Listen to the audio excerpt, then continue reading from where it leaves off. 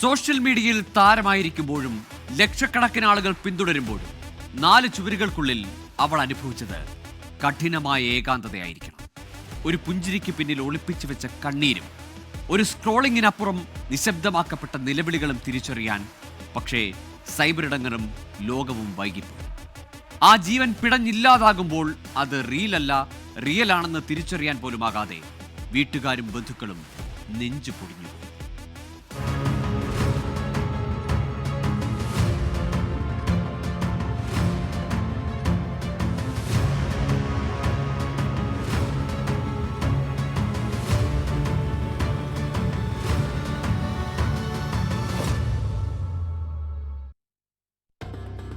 Virtual ലോകത്ത് നിന്നായിരുന്നു ആ കൂട്ട് ആരംഭിച്ചത്.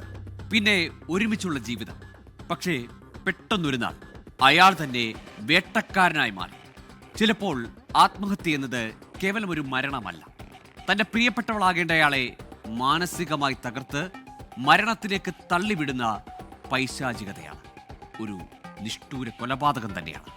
ആരംഭിക്കാം കുറ്റവും ശിക്ഷയും.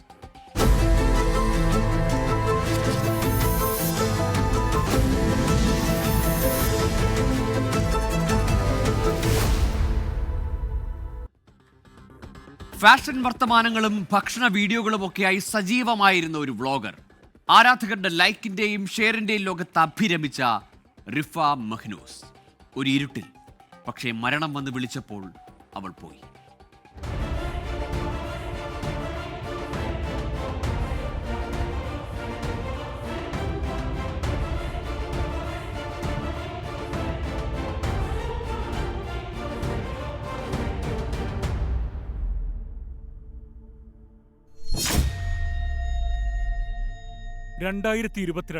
മാർച്ച് 1 അന്ന് രാവിലെ ദുബായിൽ നിന്ന് കോഴിക്കോടേക്ക് ഒരു ദുഃഖവാർത്തയെത്തി.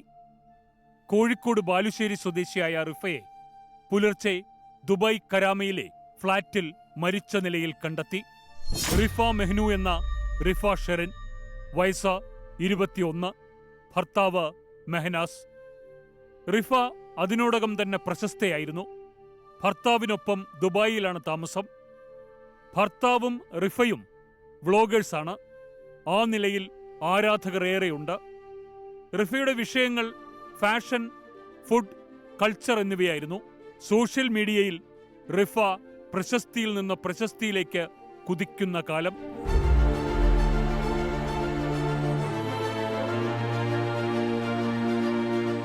ആ റിഫയാണ് ഇപ്പോൾ മരിച്ചു എന്ന വാർത്തയെത്തുന്നത്. ആ മരണം ആരാധകരെയും ബന്ധുക്കളെയും ഞെട്ടിച്ചു.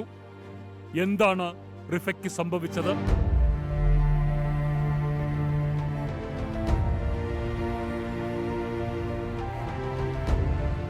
റിഫയുടെ സഹോദരനും ബന്ധുക്കളും ദുബായിൽ തന്നെയുണ്ട്, അധികം ദൂരെയല്ല. ഭർത്താവ് മെഹനാസ് റിഫയുടെ സഹോദരന് ഒരു സന്ദേശം അയച്ചു. റിഫ ഒരു പൊട്ടത്തരം ചെയ്തു, അവൾ ആശുപത്രിയിലാണ്. ഇതാണ് സന്ദേശത്തിലെ വാചകം. സഹോദരൻ അപ്പോൾ തന്നെ തങ്ങളുടെ ഒരു ബന്ധുവിനെ കൂടി ആ വിവരം അറിയിച്ചു. അവർ റിഫയുടെ താമസ സ്ഥലത്തേക്ക് പാഞ്ഞെത്തി.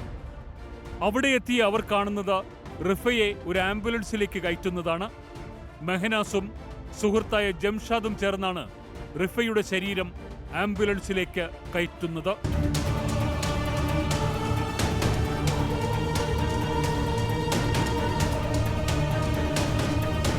ആ മരണവിവരം നാട്ടിലുള്ള കുടുംബത്തെ അറിയിച്ചത് റിഫയുടെ ഈ സഹോദരനാണ്.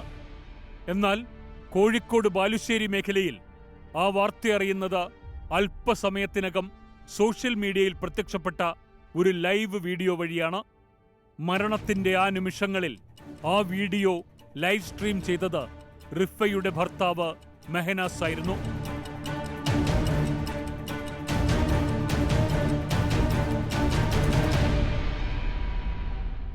റിഫയ്ക്കൊപ്പം ആ വീട്ടിലുള്ളത് ഭർത്താവും സുഹൃത്ത് ജംഷാദുമാണ്.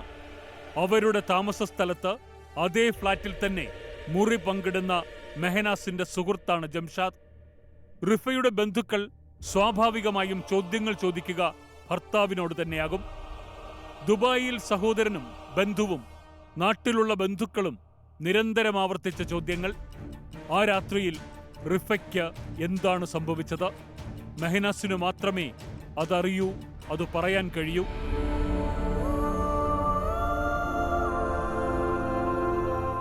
ചോദ്യങ്ങളേറെയും തനിക്കു നേരെ സംശയത്തിന്റെ വിരൽ ചൂണ്ടൽ എന്ന നിലയിലാണ് അയാൾക്ക് തോന്നിയത്. ആ ഘട്ടത്തിലാണ് ആ വീഡിയോ ബ്ലോഗ് പ്രത്യക്ഷപ്പെട്ടത്. അയാൾ ആ സമയത്ത് അതെന്തിനു ചെയ്തു? ആരോപണവുമായി ബന്ധുക്കൾ തന്നെ രംഗത്തെത്തി. അതയാൾ കരുതിക്കുട്ടി തന്നെ ചെയ്തതാണ്. താൻ നിരപരാധിയാണെന്ന് സ്ഥാപിക്കാനുള്ള ശ്രമങ്ങളുടെ ആദ്യ ചുവട് പോലെ ഒന്ന്.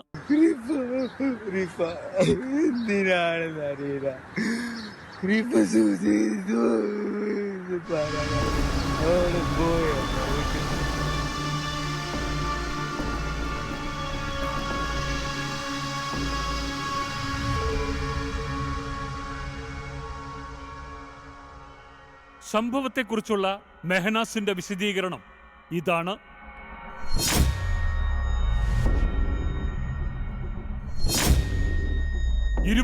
ഫെബ്രുവരി 2022 അന്ന് രാത്രി ഏറെ വൈകിയാണ് റിഫ വീട്ടിലേക്കെത്തിയത്. താൻ ഏറെ നേരമായി കാത്തിരിക്കുകയായിരുന്നു. സുഹൃത്തുക്കൾക്കൊപ്പം ഭക്ഷണം കഴിക്കാൻ പോകാനായി തയ്യാറായിരുന്നതാണ്.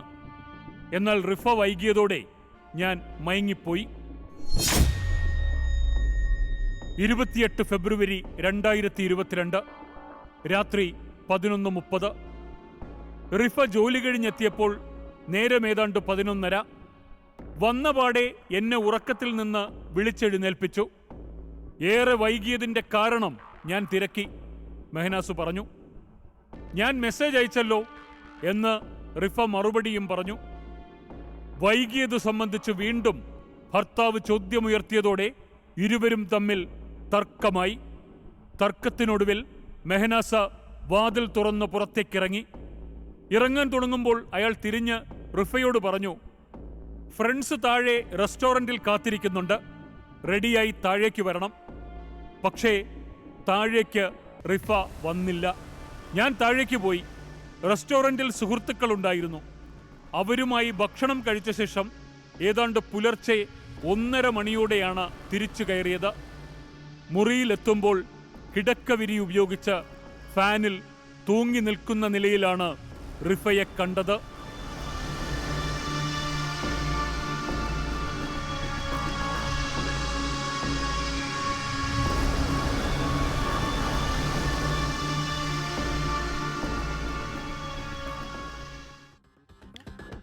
മൃതദേഹം നാട്ടിലെത്തിക്കുകയായിരുന്നു അടുത്ത ഘട്ടം. പോലീസ് നടപടികളും ആശുപത്രി പരിശോധനകളുമൊക്കെ അതിന്റെ മുറ പോലെ പുരോഗമിച്ചു. മെഹനാസും സുഹൃത്തുക്കളുമൊക്കെ അക്കാര്യത്തിൽ അതിവേഗം തന്നെ ഈ നടപടികൾ പൂർത്തിയാക്കാനുള്ള ശ്രമത്തിലായിരുന്നു.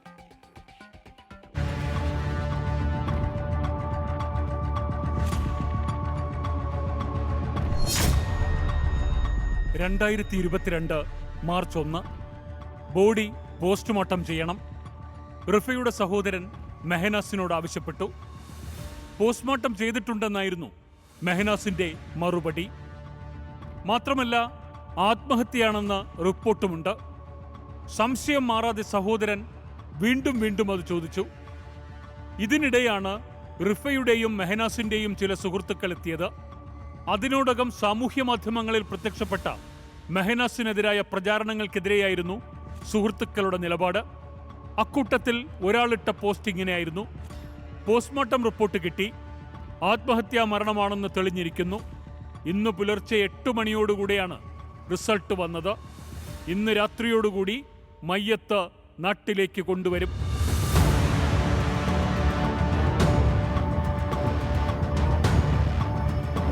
ദമ്പതികൾ തമ്മിൽ പ്രശ്നങ്ങളൊന്നുമില്ല എന്ന് സ്ഥാപിക്കാനായി ചിലർ റിഫ പോസ്റ്റ് ചെയ്ത അവസാന വീഡിയോ ഉദാഹരണമായി ചൂണ്ടിക്കാട്ടി.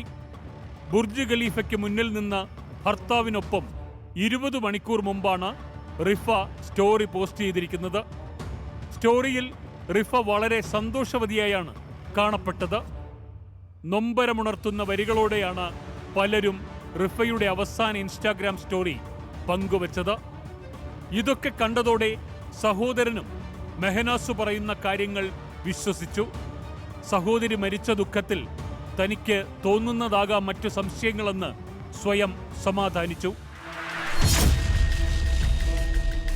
2022 മാർച്ച് 3 ദുബായിയിൽ മാർച്ച് 1 മരിച്ച റിഫയുടെ മൃതദേഹം 48 മണിക്കൂറുകൾക്കകം മാർച്ച് 3 നാട്ടിലെത്തിച്ചത്. മെഹനാസും മൃതദേഹത്തെ അനുഗമിച്ചിരുന്നു. കോഴിക്കോട് ബാലുശ്ശേരിക്കടുത്തുള്ള പാവണ്ടൂർ ജുമാ മസ്ജിദ് ഖബറിസ്ഥാനിലായിരുന്നു റിഫയുടെ ഖബറടക്കം. ദുബായ് രേഖകൾ പരിശോധിക്കണമെന്ന് ചില ബന്ധുക്കൾ അന്ന് തന്നെ ആവശ്യപ്പെട്ടു. റിഫയുടെ പിതാവ് അതു സംബന്ധിച്ച് മെഹനാസുമായി സംസാരിക്കാൻ ശ്രമിച്ചു. എന്നാൽ മൃതദേഹം അധികം സമയം വയ്ക്കരുതെന്ന നിർദ്ദേശമുണ്ട്, വേഗം അടക്കണം. ഈ ആവശ്യമായിരുന്നു മെഹനാസിന്. ദുബായിൽ വച്ച് പോസ്റ്റ്മോർട്ടം നടത്തിയെന്ന് റിഫയുടെ ഭർത്താവ് മെഹനാസും സുഹൃത്തുക്കളും കുടുംബത്തെ ധരിപ്പിച്ചു.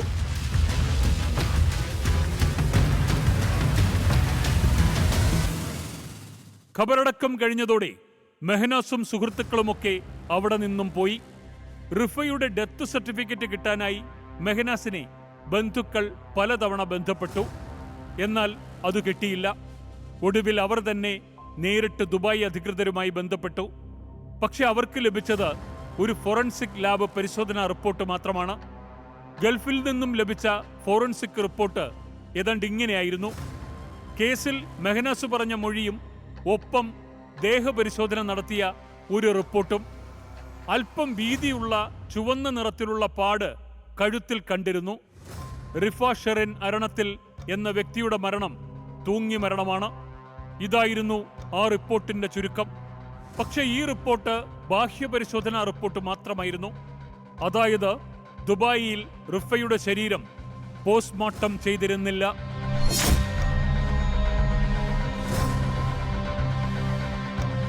വിവരം ബന്ധുക്കൾ അറിഞ്ഞതോടെ മെഹനാസ് പിന്നെ ഈ കുടുംബവുമായുള്ള ബന്ധം വിച്ഛേദിച്ചു.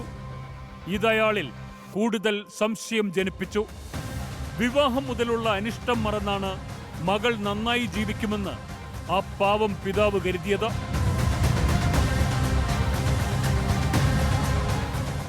വെറും 15 വയസ്സ് മാത്രമുള്ളപ്പോഴാണ് സോഷ്യൽ മീഡിയ വഴി മെഹനാസിനെ റിഫ പരിചയപ്പെടുന്നത്. ആദ്യം ഉമ്മയോടാണ് വിവരം പറഞ്ഞത്. അന്ന് പ്രായമായിട്ടില്ലെന്നും ദൂരേക്ക് വിവാഹം കഴിപ്പിച്ചയക്കാൻ ഉദ്ദേശിക്കുന്നില്ലെന്നും പിതാവ് ഉറപ്പിച്ചു പറഞ്ഞു. കാസർഗോഡ് നിന്നും മെഹനാസിന്റെ വീട്ടുകാർ വന്ന് കണ്ടു. അന്നേ മെഹനാസ് ജോലിക്കൊന്നും പോകില്ലായിരുന്നു. പക്ഷേ റിഫ മെഹനാസ് തന്നെ മതിയെന്ന് തറപ്പിച്ചു പറഞ്ഞു. പിടിവാശിക്ക് മുമ്പിൽ വീട്ടുകാർ സമ്മതിച്ചു. അന്നത്തെ സംഭവങ്ങളെല്ലാം ആ പിതാവ് ഓർത്തെടുത്ത് ഓരോന്നായി പറയുന്നുണ്ട്. നിശ്ചയ സമയത്ത് തന്നെ മെഹനാസ് റിഫയെ അടിച്ചിട്ടുണ്ട്. ഒരു മോളിൽ വെച്ച് റിഫയുടെ സുഹൃത്തിനോട് സംസാരിച്ചതായിരുന്നു അന്നത്തെ പ്രകോപനം. അന്നും റിഫയോട് ഇത് വേണ്ടെന്ന് ഞങ്ങൾ പറഞ്ഞു. പക്ഷേ അവൾ കേട്ടില്ല.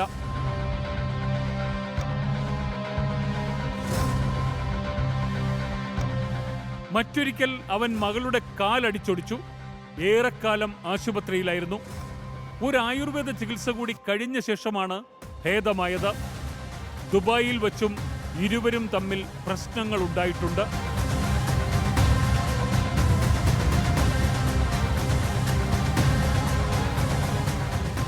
റിഫയും മെഹനാസും ഷാർജയിൽ താമസിച്ചിരുന്ന വീടിന്റെ ഉടമസ്ഥന്റെ സഹോദരൻ ഒരു സംഭവം വ്യക്തമായി ഓർക്കുന്നു.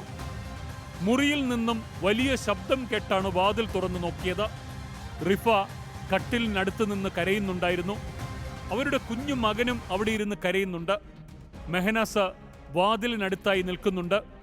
എന്നെ കണ്ടപ്പോൾ അവർ വാതിലടച്ചു. കുറച്ചു കഴിഞ്ഞപ്പോൾ മെഹനാസ് പുറത്തേക്ക് പോയി. പിന്നെ 1.5 മണിക്കൂറിന് ശേഷമാണ് അയാൾ തിരിച്ചു മുറിയിലെത്തിയത്. ഈ സംഭവത്തിന് ശേഷമാണ് മകനെ നാട്ടിൽ നിർത്താൻ ഇരുവരും തീരുമാനിക്കുന്നത്. റിഫയാണ് മകനെ നാട്ടിൽ കൊണ്ടുചെന്നാക്കിയിട്ട് മടങ്ങി വന്നത്.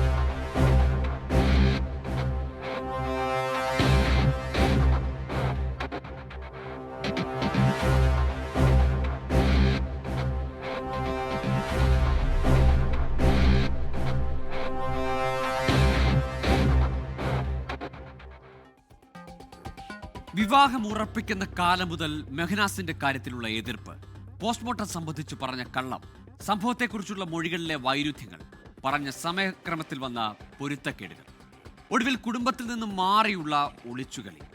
ആ വീട്ടുകാർക്ക് മെഹനാസിൽ സംശയമുണ്ടാകാൻ കാരണങ്ങൾ നിരവധിയായിരുന്നു. അതിനൊപ്പമാണ് ഈ CCTV ദൃശ്യങ്ങൾ എത്തുന്നത്.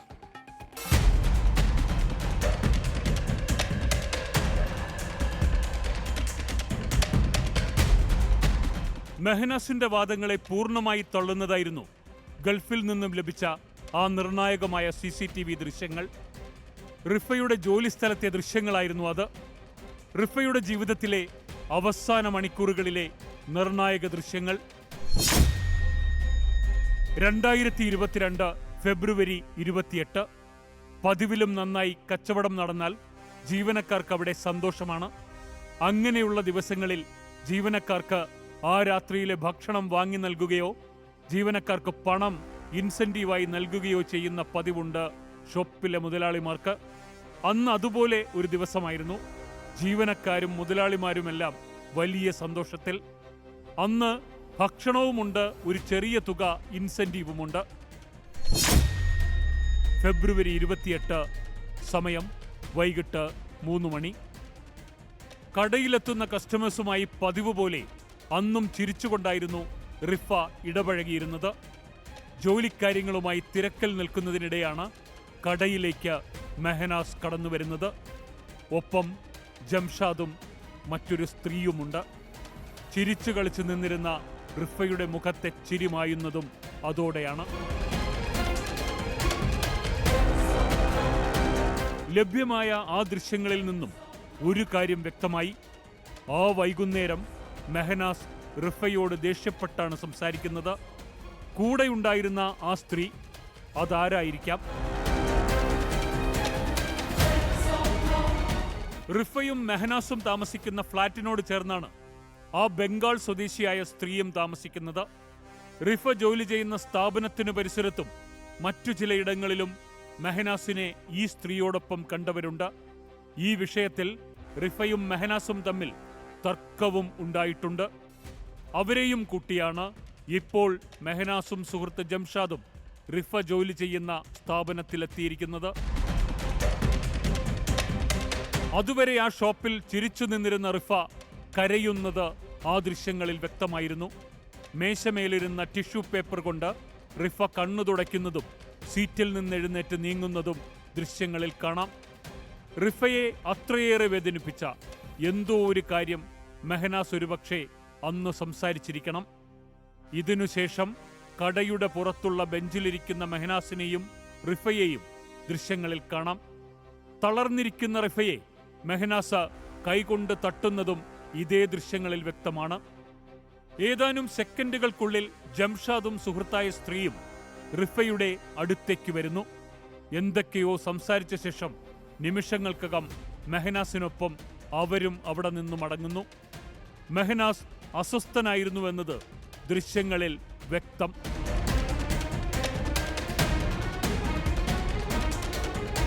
ഇൻസെന്റീവും വാങ്ങി മറ്റു ജീവനക്കാർക്കൊപ്പം അത്താഴവും കഴിച്ചാണ് അന്നു രാത്രി റിഫ മടങ്ങിയത്. വൈകുമെന്ന കാര്യം മെഹനാസിനെ മെസ്സേജ് അയച്ചറിയിച്ച ശേഷമാണ് ഭക്ഷണത്തിനായി റിഫ പോയത്.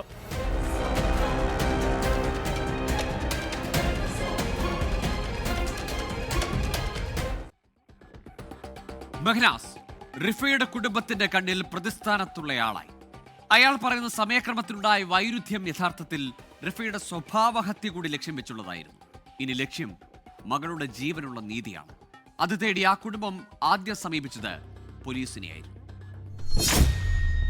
2022 ഏപ്രിൽ 27 കാക്കൂർ പോലീസ് സ്റ്റേഷൻ. എല്ലാ സംശയങ്ങളും, അവർ കണ്ടെത്തിയ തെളിവുകളും സാക്ഷികളും പോലീസിനു മുന്നിൽ ആ കുടുംബമെത്തിയത് അങ്ങനെയായിരുന്നു. റിഫയുടെ മരണത്തിൽ ദുരൂഹതയാരോപിച്ച് പരാതി ബന്ധുക്കൾ എഴുതി നൽകി. പരാതി വിശദമായി പഠിച്ച പോലീസ് അന്നു തന്നെ ഇന്ത്യൻ പീനൽ കോഡ് 498A ഗാർഹിക സ്ത്രീധന പീഡനം, 306 ആത്മഹത്യാ പ്രേരണ എന്നീ വകുപ്പുകൾ ചുമത്തി FIR രജിസ്റ്റർ ചെയ്തു. FIR number 125/2022 Kakkur police station, Kozhikode rural.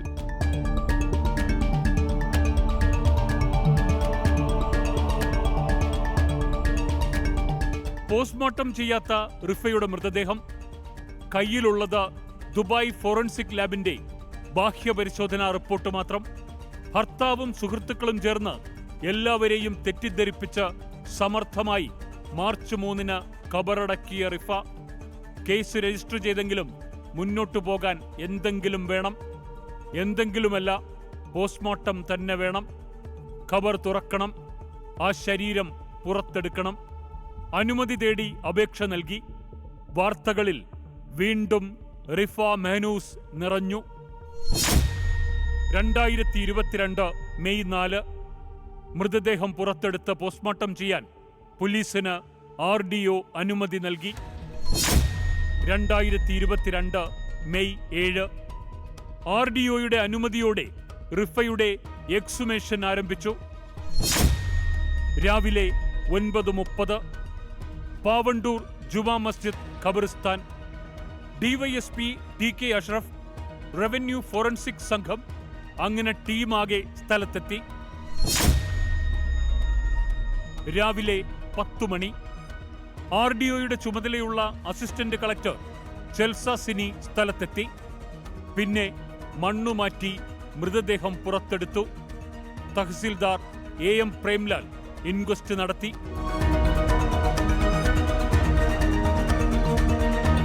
ദുബായിൽ നിന്ന് വിദഗ്ധമായി എംബാം ചെയ്താണ് മൃതദേഹം നേരത്തെ എത്തിച്ചിരുന്നത്. അതിനാൽ തന്നെ അതധികം അഴുകിയിരുന്നില്ല. അവിടെ തന്നെ പരിശോധന നടത്താനാണ് ആദ്യം തീരുമാനിച്ചിരുന്നത്. പക്ഷെ മൃതദേഹം അധികം അഴുകാത്തതിനാൽ കോഴിക്കോട് മെഡിക്കൽ കോളേജ് ആശുപത്രി മോർച്ചറിയിലേക്ക് മാറ്റാൻ ഡോക്ടർ ലിസ ജോണിന്റെ നേതൃത്വത്തിലുള്ള ഫോറൻസിക് സംഘം തീരുമാനിച്ചു. വൈകിട്ട് 6:15 മെഡിക്കൽ കോളേജിലെ നടപടികൾ പൂർത്തിയാക്കി. ആന്തരികാവയവങ്ങൾ രാസപരിശോധനയ്ക്കായി ശേഖരിച്ചു. റിഫയുടെ മൃതദേഹം വീണ്ടും ഖബറിസ്ഥാനിലേക്ക്.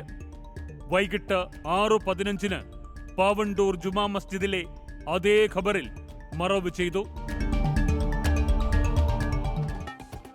പോസ്റ്റ്മോർട്ടം ടേബിളിൽ റിഫയുടെ കഴുത്തിലുള്ള പാടുകൾ വ്യക്തമായിരുന്നു. ആന്തരികാവയവങ്ങളുടെ പരിശോധനാ ഫലവും പോസ്റ്റ്മോർട്ടം റിപ്പോർട്ടും റിഫയുടേത് ആത്മഹത്യ തന്നെയെന്ന് ഉറപ്പിക്കുന്നു. ആന്തരികാവയവങ്ങളുടെ പരിശോധനയിലും സംശയകരമായി ഒന്നും കണ്ടെത്താനായില്ല.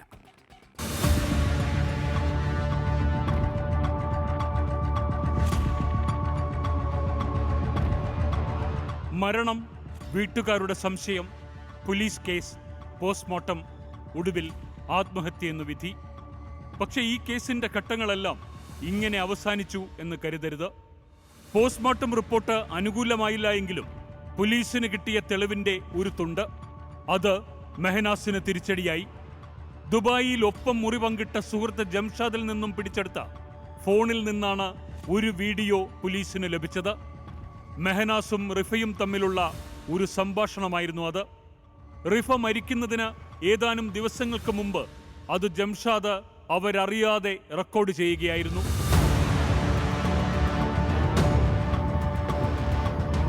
എന്നെ തല്ലുന്നതാണ് ഏറ്റവും വലിയ വിഷയം.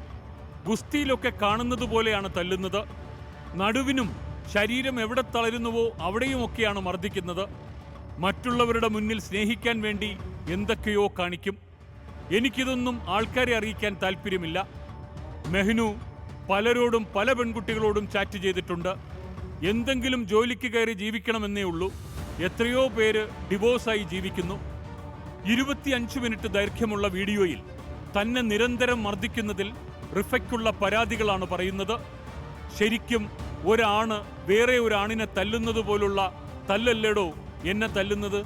എനിക്കെന്തെങ്കിലും ആയിപ്പോയ മെഹ്നു എന്താക്കും? എന്നെ സഹിക്കേണ്ട, എന്റെ തലയ്ക്കൊക്കെ അടിയേറ്റിട്ട് ഞാൻ എന്തെങ്കിലും ആയിപ്പോയ മെഹ്നു എന്താക്കും? റിഫയും മെഹനാസും തമ്മിലുള്ള സംഭാഷണത്തിനിടെ വീഡിയോ രഹസ്യമായി റെക്കോർഡ് ചെയ്യുന്ന ജംഷാദിന്റെ ശബ്ദവും കേൾക്കാം.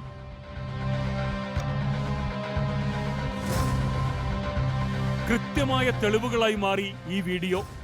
വിദേശത്തേക്ക് കടന്ന മെഹനാസിനെതിരെ പോലീസ് ലുക്കൌട്ട് നോട്ടീസ് പുറത്തിറക്കി. അതിനിടെയാണ് ബന്ധുക്കളിൽ നിന്ന് ഒരു നിർണായക വിവരം കൂടി പോലീസിന് ലഭിക്കുന്നത്. 2019 ഫെബ്രുവരി 11 റിഫ മെഹനാസ് നിക്കാഹ് നടന്നത്. ആ സമയത്ത് റിഫയ്ക്ക് വയസ്സ് വെറും 17 മാത്രമായിരുന്നു.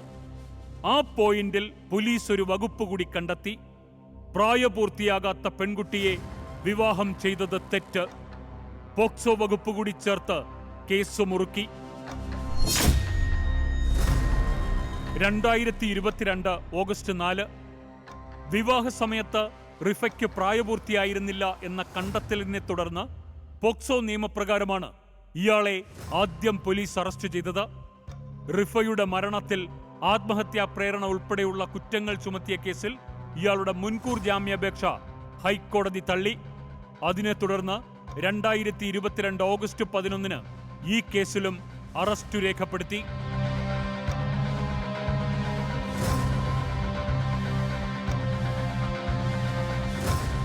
പോക്സോ കേസിലും ആത്മഹത്യാ പ്രേരണ കേസിലും അറസ്റ്റിലായ മെഹനാസിന് 2022 നവംബർ മാസത്തിലാണ് കർശന ഉപാധികളോടെ ഹൈക്കോടതി ജാമ്യം അനുവദിച്ചത്.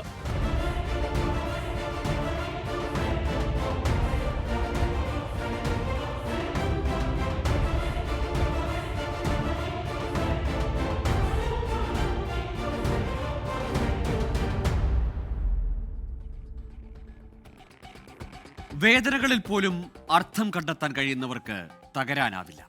എന്തിനു വേണ്ടി ജീവിക്കണമെന്ന് നിശ്ചയമുള്ളവർക്ക് എങ്ങനെയും ജീവിക്കാനും കഴിയും. ആത്മഹത്യ എന്നത് ഒരു പ്രശ്നത്തിനുള്ള പരിഹാരമല്ല, മറിച്ച് അനന്തമായ സാധ്യതകളുടെ അന്ത്യമാണ്. നാളെ മറ്റൊരു കേസുമായി വീണ്ടും കാണാം. ലോകത്തെവിടെയായാലും ഏത് സമയത്തും 24 വാർത്തകളും ഓഗ്മെന്റഡ് റിയാലിറ്റി പാക്കേജുകളും എക്സ്പ്ലെയിനറുകളും വിശദമായി കാണാൻ ഞങ്ങളുടെ യൂട്യൂബ് ചാനൽ നിങ്ങൾക്ക് സബ്സ്ക്രൈബ് ചെയ്യാം.